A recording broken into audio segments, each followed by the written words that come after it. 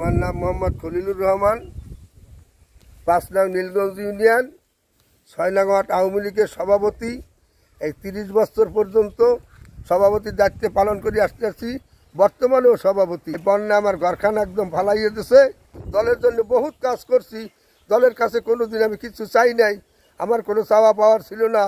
কিন্তু দুঃখের বিষয় এখন তো বয়স হয়ে গেছে, কোনো কাজকর্ম করতে পারি না বিদায় আজকের বলতে আমি বাধ্য হয়েছি।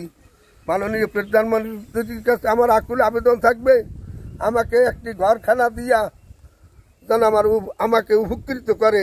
দল করতে গিয়া একাধিকবার মার খেয়েছি, বহু কেস মামলা খাইছি, কেস মামলা খাইয়া জমা জমি বিক্রি করিয়া তারপর চালাইতে হয়েছে। অবশেষে উক্ত কেসে আমি খালাস পাইছি। আমি এমনিভাবে দল করছি বঙ্গবন্ধুর আদর্শ নিয়া। আমি কোনোদিন বহিষ্কার হই নাই, আমি কোনোদিন সাসপেন্ড হই নাই।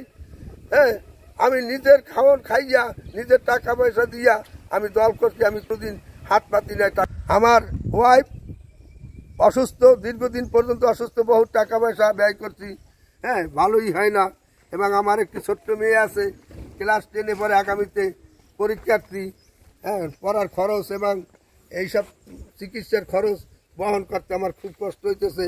আমার কাছে এখন কোনো টাকা পয়সা নাই, বহুত কষ্টের ভিতরে আছি। অনেকে এই আওয়ামী লীগ করে বড় লোক হয়েছে, আমি কিন্তু কেউ কাছ থেকে একটি টাকা পয়সা কোনো সময় নেই নাই, খাই নাই, চাঁদাবাজি করি নাই, গেট দখল করি নাই, খাল দখল করি নাই, জমি দখল করি নাই।